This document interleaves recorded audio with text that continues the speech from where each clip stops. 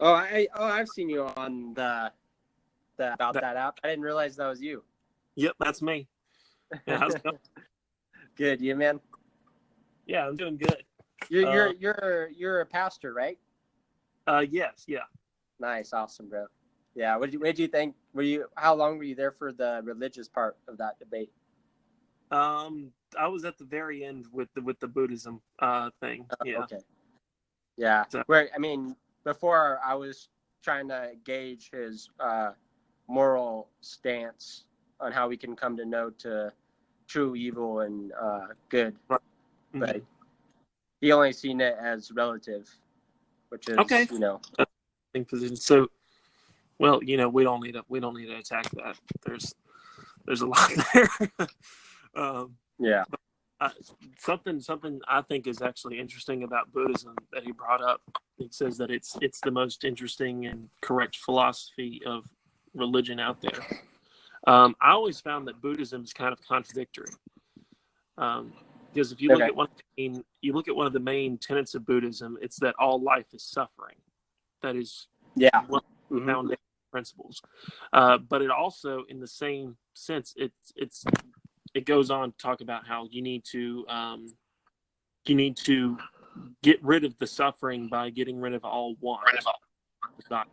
Yes. But part of another group of its central tenets, which is something called the three gems, is that you must desire companionship among Buddhists, you must desire to study the Buddha's work, and you must desire to study the monks who or his disciples' works as well. So I think that's contradictory. If you're wanting to desire something, Yeah. I find it also interesting too that they can't attach themselves to anything in the case of suffering, that they almost have to be emotionless in some cases. Right. I think that's horrible. To attach any emotion to anything would cause suffering. Yep. I think that's a horrible misread of what humans need to do to deal with suffering. Yeah. But do you believe in that idea that consciousness is in some way suffering? You're gonna have to pitch it to me better than that. I'm not. I'm a Christian too, and I don't know if you've heard before, but I major in biblical studies, and an interesting idea that was brought up by a Christian philosopher named Fyodor Dostoevsky. He said, "Being conscious is suffering. Like you're literally suffering because you're conscious, and you're aware. You have that reflection and introspection." I agree. I agree with the statement that that life is filled with suffering. So in the case of Dostoevsky, I would agree with him. He seems to have a lot right. I've only read. You're aware of it? Yeah. I've only read Crime and Punishment. So the brothers Karamazov or however you pronounce it. Yeah, Karamazov. But I've only read Crime and Punishment, and that was because it was a school project. Oh, really? Yeah. So I want to read it, but I've heard so much about it that I don't feel the need to read it. Right now, I'm reading his book on the possessed, and I read his book's Notes from Underground, which is interesting topics on utopianism. Yeah. How do you feel about Are you utopian? You're a Christian. No. Okay. I think that's just an atheist idea of heaven, is trying to make heaven on earth, and it just fails terribly. Right. Well, I've actually heard Christians defend the idea of utopia before. So, I know, I heard too. And they always say, well, the early Christians were socialist. Right. Yeah, you get that a lot, and they neglect to see that it's a voluntary system that the disciples were advocating for, not a top-down approach. Yeah. Well, and another bad argument is as far as when you're just looking at a small community, maybe socialism could work because it's just a small collective group of people. But when you go to millions of people, you can't really control that unless it's through some type of tyrannical control. Yeah, exactly right. You can run a family on socialism, and you should run. socialism. But if you go any further than that, then you're not the people that are not in your household aren't afloat at the Yeah, at the end no. of the day. They're interested more in themselves. So Yeah. yeah, there's And I think it's also funny that people are like they're so interested in having socialist policies put in place, but in reality, that America already has a lot of social ideas put in place as far as welfare, Medicare, and the whole 9 yards. right. Well, you need to watch out because I'm actually a worker for the federal government as well as being a pastor. Yeah. But I agree with you on that. There's a lot of America is more of a mixed economy than it is a free market economy at this point. Yeah. Yeah. And not to like flip flop crazy on topics, but I was trying to push a point on Aquabar. I don't Archibar. I don't know. On the point of nihilism, and one of you're probably familiar with the quote from Dostoevsky in his is the most famous one of the book of the brothers Karamazov, in which he says that if there is no God, then everything else is permitted. Right. That's yeah. I'm very familiar with that quote. Yeah. Yeah, a lot of Christians like to use that one. But he doesn't believe that people will really tie on to those ideologies of nihilism. Right. And he says that we can all depart from religious ties and still maintain some type of moral code in society. But I think it just slowly degrades into some type of authoritarian government. Right. I agree with you. And I think we saw that in the 20th century. And if we're not careful, we'll see that again in America. Definitely in America and all the other Western countries.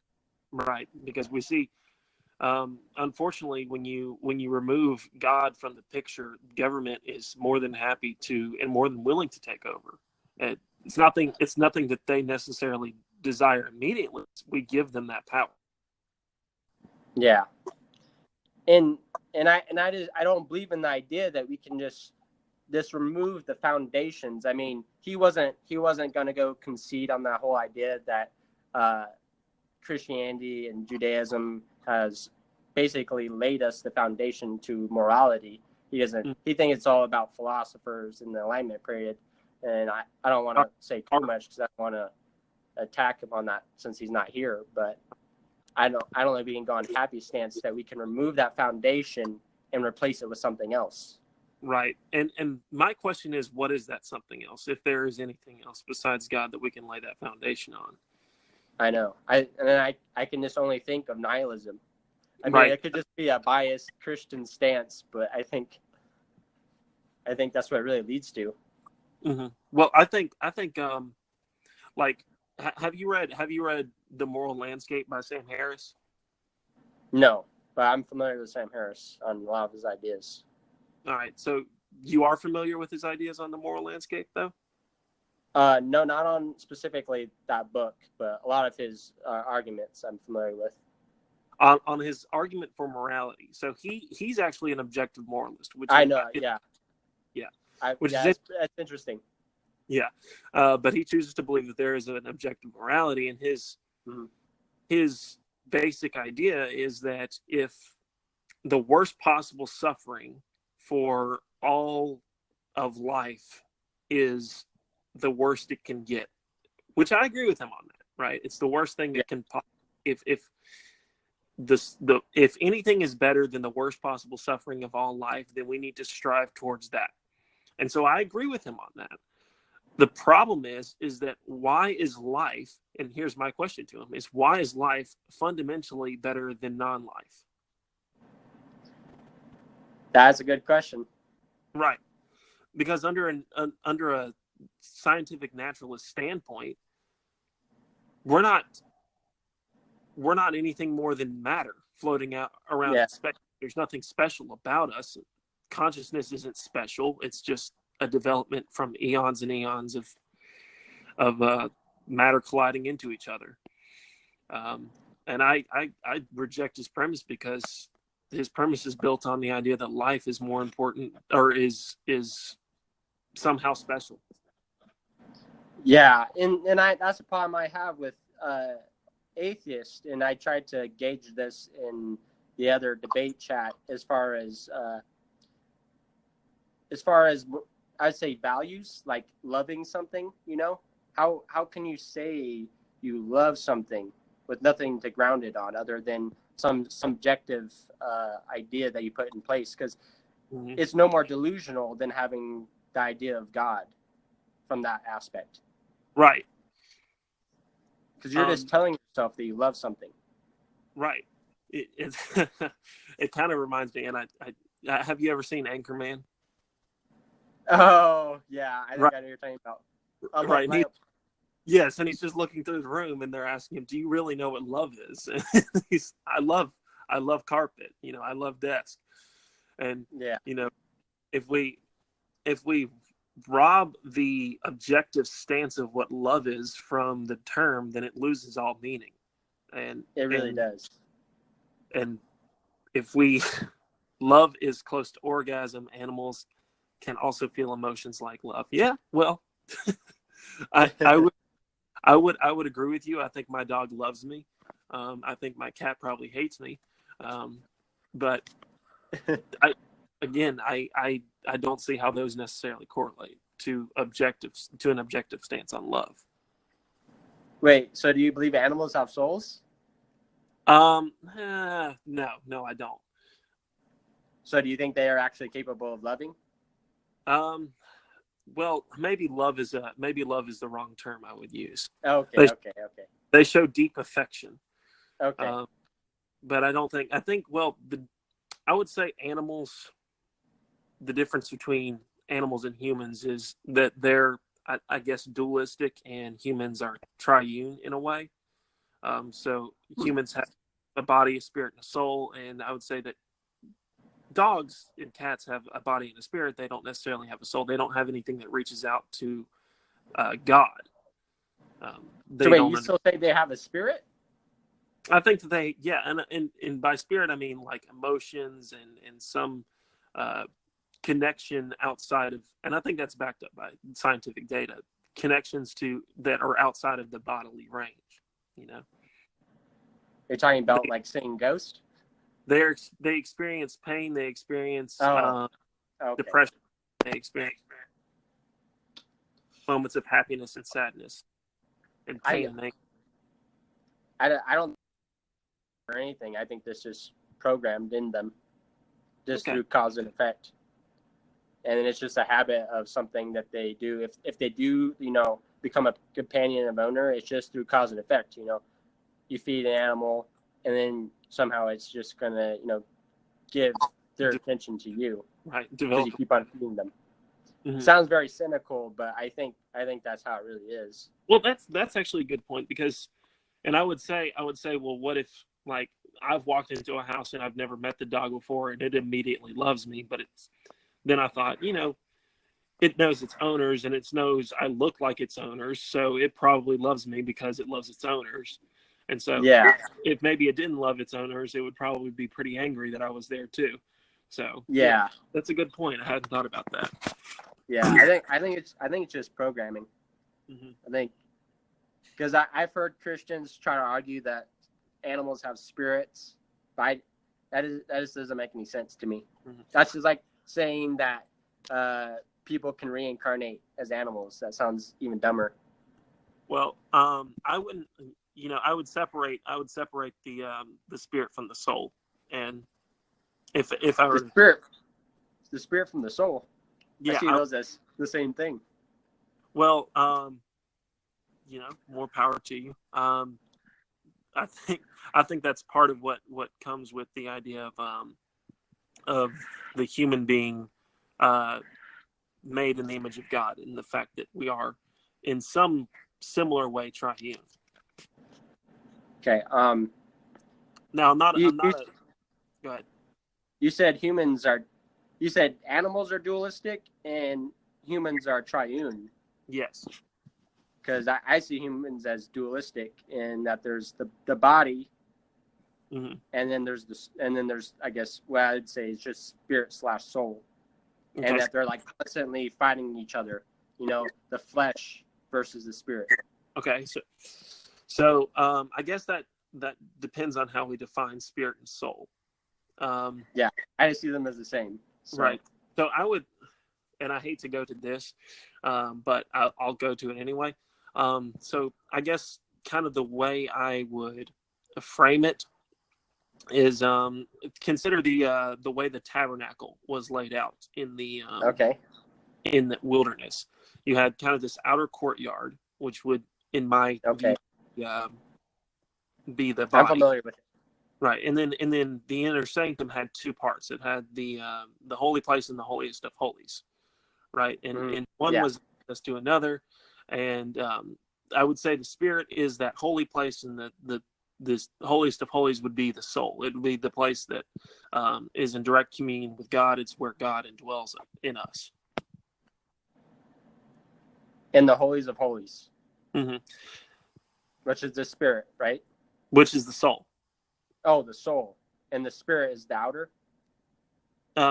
It's I wouldn't necessarily say outer, but it's a separate component to it. Yeah. Okay. Huh. That's interesting. Huh. Because how does God access the heart? How does God access our soul? I think I just still see it as soul and spirit.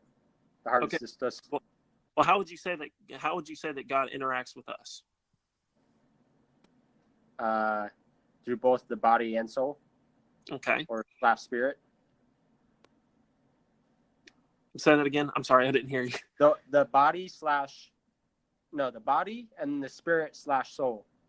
Okay, so you're saying the body. I just want to clarify. You're not saying that he physically interacts with you, right? He pushes you.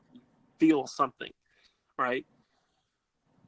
I mean, it depends on what kind of revelation or what's God doing to you. In the modern sense, in the sense that we're beyond the point of revelation, right? How does God interact with you? Through the spirit, I guess, or the soul. It just sounds like the same thing. Right. Well, see, my problem with separating into the same thing is because I don't see any kind of, and I guess I'm kind of repetitive on this point, but I see no biblical way of not separating those two. And I'll have to look and maybe confirm whether or not the word for soul and the word for spirit are two different things in the Greek and Hebrew. I probably should do that before I hold to this position that I'm holding to. I'm just seeing this from like more of a philosophical point of view.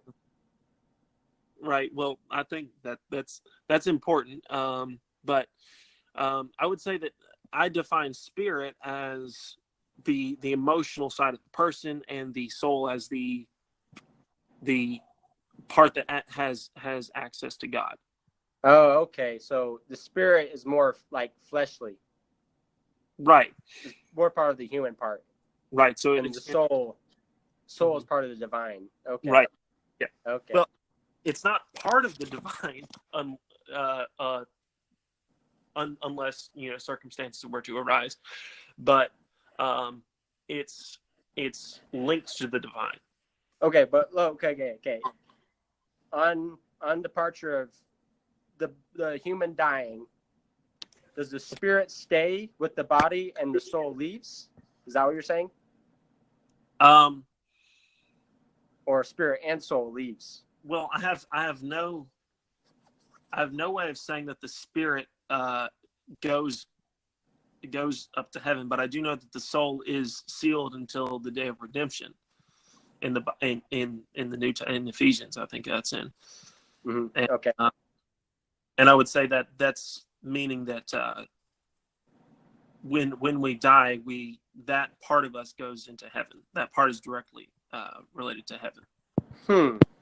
That's now there's some theologians that would say, well, maybe not theologians is the best word for it, but there's some people that would say that that the spirit becomes our body in heaven before the literal resurrection, if we're talking a pre-tribulational rapture. Okay. Which is a lot of ground to cover. So I don't know if you want to go into that. Okay. No, I'm getting a gist of that idea. So you're saying that the spirit goes, is it the spirit that goes to heaven or goes to Sheol? Or is it the soul that goes to heaven or to Sheol? The argument is that both the spirit and the soul go to heaven, and the spirit becomes the bodily incarnation of the person while in heaven. So, instead of being hidden by our body. Where'd you get that idea from? Because that's that's not my idea, and I wouldn't necessarily back it, but that's an idea that has been put forward. Yeah, that's what I was saying. Where did you get it from? I would have to. Is there some theologian that you heard it from? I'll find the book. Oh, okay. It's all right. It's all right. I'm not trying to like press you or accuse you of anything. I was just interested. But did you? I can't remember if you said you're a Molinist. I am a Molinist. You are a Molinist. Okay, I was making sure because I thought you were. I thought you're the one that said you're a Molinist because that's an interesting topic about. And I don't know if you agree with this because I didn't really think of it until just recently, and I had to look it up and see if people are, kind of vibing with the idea. But in the idea of the counterfactuals, you've heard that term, the counterfactuals, the other realities in which God foreseen other circumstances and stuff. Right. And I had this idea and it occurred to me and I looked it up and this guy agreed. But do you think that through Molinism that everybody's saved? That there's a circumstance in which in the counterfactuals that person was saved? So are you saying in a possible world everyone could be saved? Yeah. And different realities. I mean, don't get me wrong, I don't necessarily agree with it because it kind of just gets rid of hell, throws it right out the window. But it does present an interesting idea that everybody's saved. In a world where everyone, I would say a tentative yes. Yeah, you want to because it solves the problem of saying that they're going to hell. Right. I would say a tentative yes, but actually, my problem isn't necessarily that people go to hell. My problem is that I can't. If that's the case, if there is a world that is, if it's impossible that everyone can go to heaven, then that has a problem in my mind.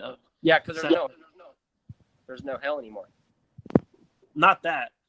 The problem in my mind comes from the idea that God would design a world purposefully where there wasn't a chance that everyone could go to heaven. And I don't necessarily know if I agree with that. Now, I know that that's not the world that we live in, but the idea that possible world can exist would be a problem for me. But I don't know. I'm not saying one world I'm not saying that there's one world that everyone is saved because that would just be impossible. Mm-hmm. Just because that there's so many free actions that you would have to have someone that knows that. You'd have to have millions. I'm just saying that there's like millions of realities in which one or two people are saved. Realities. Well, counterfactuals. The counterfactual realities. Because I don't think it would be ever possible that there's a reality in which everybody's saved. Okay. I think so. Go ahead. So, I understand what you're saying by counterfactuals, but I just want to make sure I'm correct. You're saying possible worlds, not realities that are existent. No. Independently of our. Okay. Yeah. Okay. So there's no reality in which everybody's saved, but there's counterfactuals in which people are saved. But then this is my biggest problem.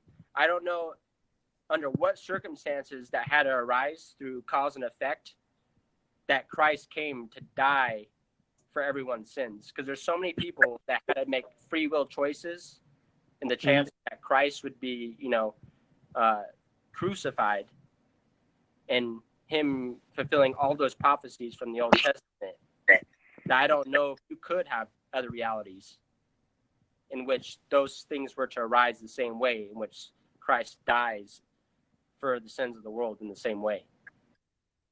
You know what I'm saying? You're going to have to walk me through that one. Okay. So because the probability of those interactions happening and those prophecies being fulfilled from the Old Testament, there's huge odds of that happening. Huge odds. So I don't know if there any other possible reality in which Christ dies in that same way, or if this is the only one in which Christ does die for the sins of the world and he does fulfill those prophecies. That's an interesting point. I haven't thought about it that way. I guess the William Lane Craig response would be there is no possible world that Christ does not die in the exact way that he has died, and I guess he would just appeal to God's omniscience and omnibenevolence there. But I don't know. Yeah. I mean, it's hard when you're messing with counterfactuals. Yeah. It's hard to talk counterfactuals. Yeah, that's why Calvinists hate it so much. Right. That doesn't even exist, bro. Are you familiar with James White? I'm sure you are. Yeah. Did you hear his critique of Molinism? I have not. The only thing I've really seen him in was in a debate with Michael Brown, and I was never really sure what Michael Brown was even really supporting the stand, because James White couldn't even pin him down on something. He's like, "You're not an open theist, and you're not a Molinist." He's like, "I'm trying to understand exactly where your stance is." I think Brown is an Arminianist. Yeah, something like that. But he still sees he still believes in a God that sees through the corridors of time and knows those individuals that are elect. So I don't. Well, anyway, yeah. Because James White was like, "Dude, you're so close, dude." He's like, "You just need to come over here, brother." Right. He literally says that in debate. Yeah. I haven't seen that debate, but that debate has been popping up. But he did critique Molinism, and you need to watch it. It's about a 20-minute diatribe, I would say. He attempts to critique Molinism, but I'm actually disappointed because I have a lot of respect for James White, even though he's a Calvinist. No, I do too. And he really strawmans Molinism, which he's a great scholar, and he does his homework on a lot of things. I don't know why he gave it a 20-minute sit down and refuted it, but it was a straw man of Molinism. He essentially wrote it off as a poor man's Arminianism. A poor man's Arminianism. Yeah. So, which I think Molinism's a lot more compelling than Arminianism. It raised some interesting questions and offers some good answers. So I think it's the best of both worlds, of Arminians and Calvinist. Because you still see God's will and sovereign power. At the same time, you still see free will. But the problem is too, though. I talked with a youth pastor of mine, and he still sees it as determinism, because in Molinism, God still determines the environment you're in. In have you heard that before? In Molinism, he can determine the environment you're in, and in some way inclines you to make free will actions. And when I was doing an article on this in one of my essays for my classes, it's they call it in Molinism soft determinism, because it's not completely hard determinism, but it's soft in the fact that God determines the environment, and then he gauges on what your free will action is in that environment. Well, I guess. Like the quick example. Sorry. Let's say that you're a really peaceful person, and let's say in some scenario, God put an environment where there's a whole bunch of people ready to beat you up, you're more likely probably going to start beating people up. Right, or at least attempt to. Yeah, at least attempt to. Exactly. Right. Well, I would say I would actually kind of argue against that point. I see them on the grounds of the environment you're around, in regards to what he himself has put you in. Like, if 11 dudes surround me and have determined in their hearts that they're going to beat me up, then that's their own free volition. God's not acting on them to beat me up. There's something that I've done wrong or said that's caused them to do that, right? Yeah. So I would say that, in that aspect, I don't think that that's the same. But I would say, like, for instance, that I can't fly, right? The common deterministic argument. I can't fly. I can't breathe underwater. I can't do anything like that. And so because of that, I don't have absolute free will. I don't have, and so I think the common, I would say I don't have absolute free will, but I have some limited free will. I have a creaturely freedom. I'm free to do the things that I'm able to as a created being. And so I would say, yes, God does in some circumstances give me an environment that I have to play around in, but that doesn't negate my creaturely freedom. Yeah. That's true. No, yeah. The free will factor is still present no matter what.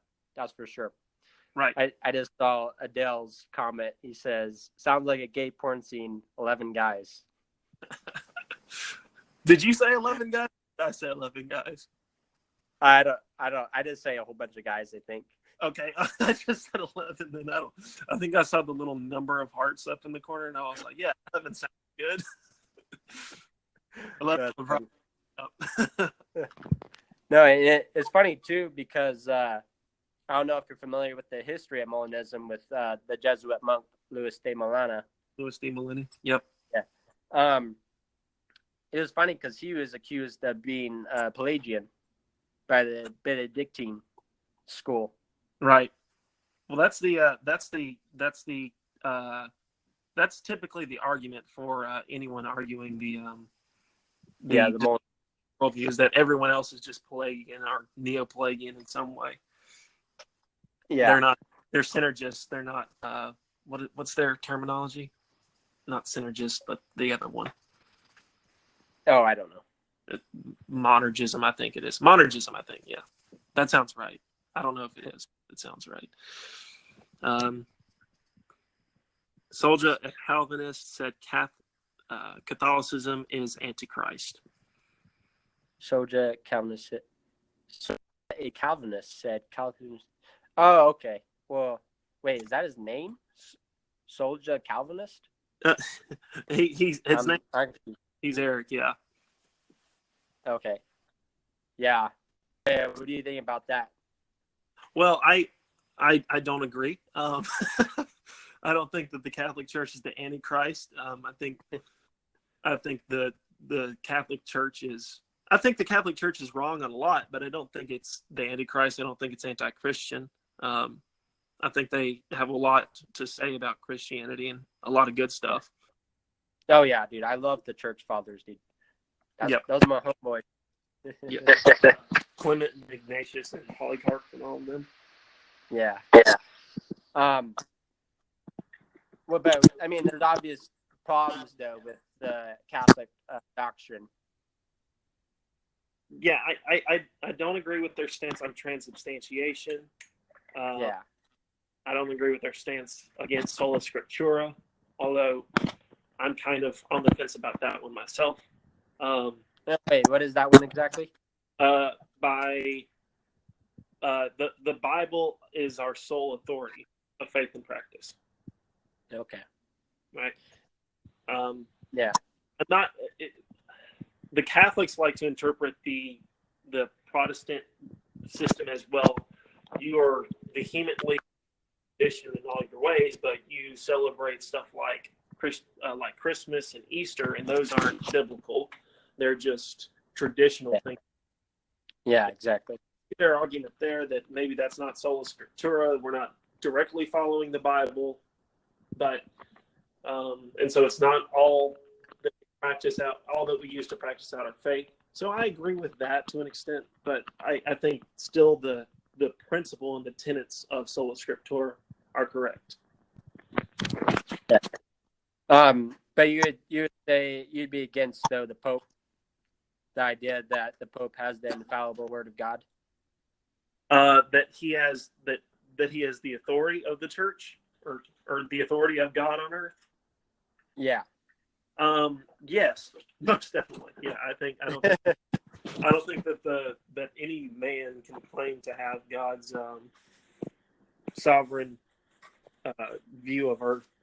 We're living post revelation. So anyone who claims that they know what God's will is, So you're a dispensationalist? Yes, actually.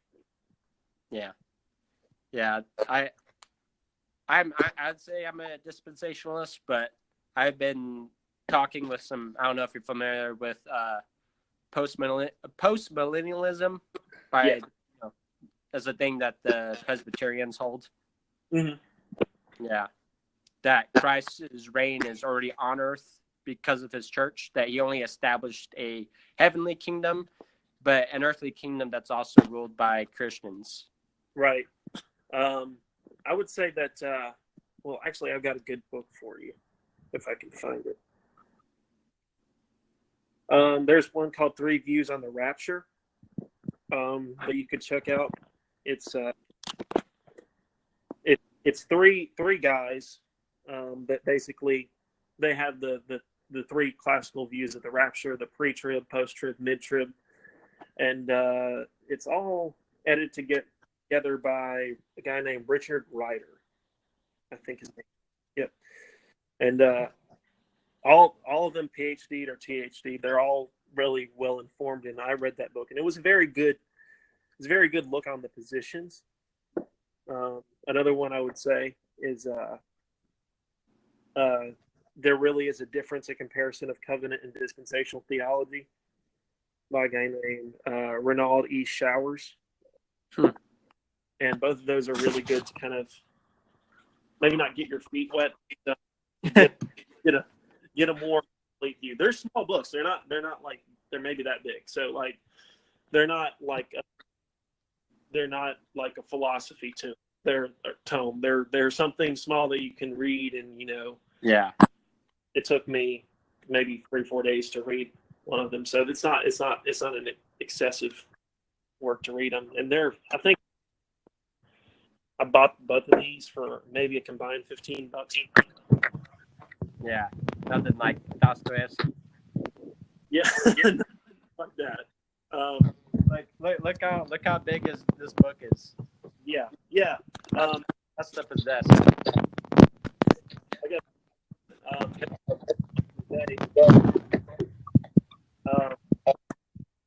I got Augustine in this thing. And I was actually looking through it. It's actually some pretty tough language for me because I'm not philosophy. I'm not professionally trained in philosophy, and so some words are hard for me. But I thought it was kind of funny. There's entirely 2 pages of like white blank note taking space before the book starts and ends. And it actually says the end at the end. So I thought that was pretty clever. I thought that was pretty nice. Yeah. Because you never hear the end anymore, but apparently it was pretty popular in the 4th century. Yeah. Are you have you studied quite a bit of philosophy? I have not. That's my next mission. Yeah. First I got to get a book, gives me a basic history of Christian philosophy, my main thing. And then after that, I'll, I actually have on Kindle all the writings of both Aristotle and Plato. Whenever I decide those, but I got to first read the history on philosophy. I'll start with the Plato. obviously, he came first. Yeah. Well, also that and Aristotle's books are pretty dry. Well, what philosophers and the most boring reading material. Yeah, no, that's true, and it's super hard too because they purposely make it difficult to understand their ideas. Right. Yeah, that's true. That's true. You know, that can get his ideas across to the layman. Yeah, the lame. Yeah. Someone like, have you ever read Immanuel Kant? No, but I've heard lectures, and I still have a hard time understanding the phenomena and the noumena. Yeah, I've heard legitimate horror stories of people telling me how they tried to study Kant and they had to end up. They tell me that you have to read like 3 or 4 introductory books before you even start reading Kant because he's impossible. You can't get to. Yeah, that's why I stick with the lectures because the professors on Great Courses Plus really know how to dissect his work. Right. Yep. My ultimate by the time I finish this whole thing is to read Immanuel Kant and be like, yeah, I understand exactly what he's talking about. That's my intellectual there. Yeah. No, you know, a really good book I'd recommend out of Plato is the Phaedo. The what? It's called Phaedo. Phaedo. Yeah, that's leading up right to Socrates' death, and that's where you really get to see the kind of idealism that he plays into. The idea that we can gauge things on what's beautiful and what's good and what's evil, and how we can come to an innate understanding, or in the philosophy terminology, a priori. Mm-hmm. That's all right. I'll have to check that one out. Yeah, I think that's the most that Christians use to point out how similar Socrates and Plato's philosophy is compared to Christianity. Right. Well, I haven't really heard too much on Socrates' ideas, because probably his whole lineage and his whole everything that he did was kind of overshadowed by what the 2 guys after him did. So. Yeah, well, you know, that's the thing about historians. In the prologue into the book, they even doubt the authenticity of the diary of Socrates. Mm-hmm. They don't even know if it was truly him or just his disciples. Right. Well, Plato was his disciple, wasn't he? Yes, yeah. So he could. It's entirely possible that he just put his view. Yeah. Well, maybe not made it up, but he took Socrates' views and tweaked them to where it fit his model better. Yeah. It was what he really was meaning to say, kind of thing. And that's true with almost any historical character. They think that. I mean, they even think that with Jesus. Yeah, despite the New Testament being so early. Yeah, I know. That's the biggest argument that atheists always bring up. Like, oh, didn't the disciples just make that all up? Yeah, that's good stuff. I always have to ask. Oh, so they made it all up, and then they decided that they were going to die for it. No, yeah. That Great. And the atheist argument that Jesus is just a combination or an incarnation of another deity from another religion. That's another common argument. They'll say, oh, he was Mithra, or he was Horus, or he was Vishnu. Right.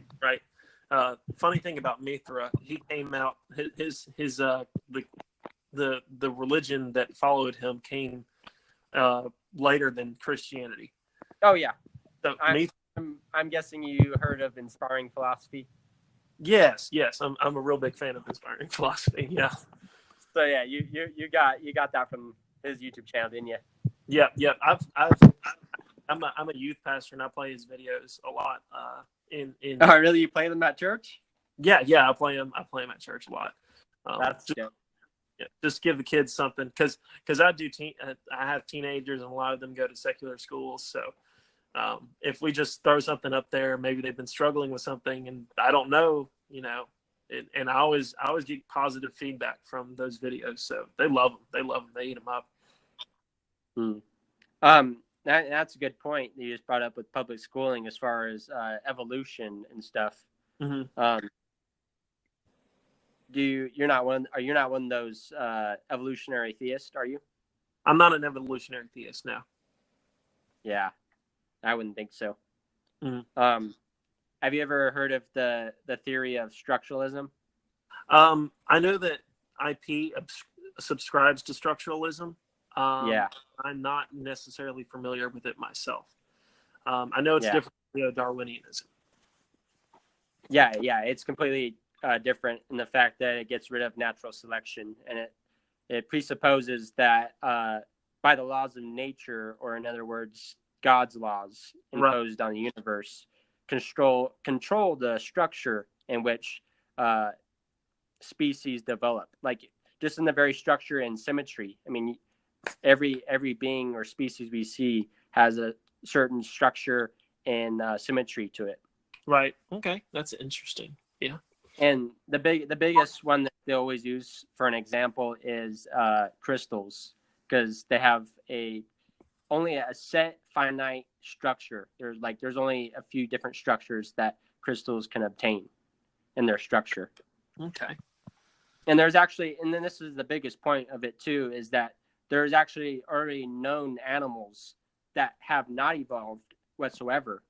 And under structuralism, they say that there's also a finite amount of structures that a species can obtain through adaptation. And I'm guessing there's good math to back up that those things have been attained. Well, I mean, just the example of other animals having not being able to evolve into a different type of structure, like they don't gain any more limbs or fins. Yeah, I agree with that. I think the problem I have with neo-Darwinianism, as it's currently laid out anyway, is that, for instance, you take the idea that animals don't just adapt; they actually develop over time. I think that's a difference that's worth exploring, because to make the argument that animals change and animals develop are two very different arguments. So if I were to say that a certain, group of finches, right? Let's use his example. Finches survived or lived in an area, and half of them had blue eyes and half of them had yellow eyes. And the ones that had yellow eyes were slightly better at surviving than the ones with blue. Then obviously, according to natural selection, eventually the blue eyes would phase out until there's just a bunch of yellow-eyed birds. But then say you have a group of red-eyed birds come in there, or finches come in there, and they do even better than the yellow-eyed, and then they wipe out the yellow-eyed population. That's a sign of change, right? Yeah. That's a sign that, the adaptation that natural selection determined in its infinite wisdom, that red-eyed birds are the best hunters and the best survivors. But the bird hasn't grown a third eye. The bird doesn't develop anything. It's just, it has a red eye. It never stopped having a red eye. Yeah. No, that's a good point. Another thing, you kind of like talked about a little bit, and it kind of goes into the fundamentals of neo-Darwinianism, which is atheists. One of the principles of evolution, that it's not progressive, that there's a randomness to natural selection, and that in no way it's progressive in becoming better. Right.